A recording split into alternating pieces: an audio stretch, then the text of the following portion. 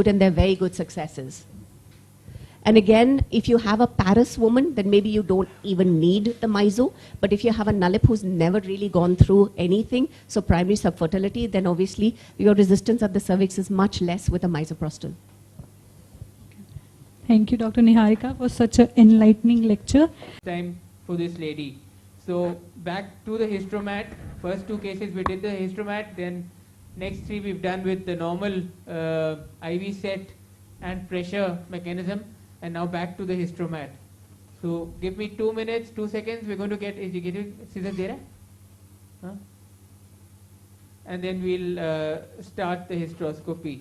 What do you do when you're looking at doing a hysteroscopy for Asherman's? It's very important when you're making the diagnosis is to have a good history.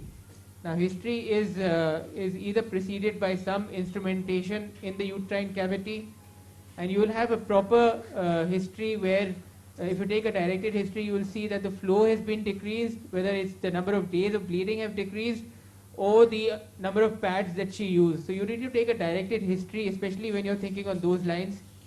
Ask her directly, pointedly, that how is the bleeding? Is the bleeding lesser than before, or and how much has it been reduced by? Try and give them a percentage figure by saying whether it's lesser than 50% or 10% or 75%, so that you get an idea, and that will also then guide you as to the diagnosis. So taking a history is very important. Of course, your ancillary investigations like an ultrasound, especially if you have a good ultrasonologist. The endometrium will, again, Dr. Kuldeep is taking a lecture tomorrow, but endometrium will be irregular, it will be thin, patchy. Despite giving her hormones, it won't increase to very much. So these are all signs and symptoms of taking you in the direction of thinking of Asherman's. So we're loaded with our scissor. I'm going to put the fluid on, and then we're going to begin our hysteroscopy. Betadine was, on kar do fluid, please.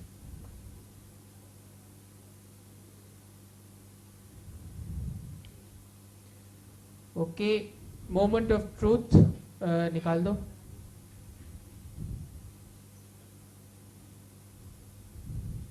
So we're in the cervical canal. I haven't advanced it as yet. We're going to go through this area.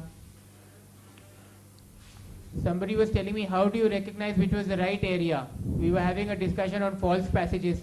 Now if you see, there's a hole there, and what is all around the hole is endometrial tissue, which is fluffy, not crisscross muscle fibers.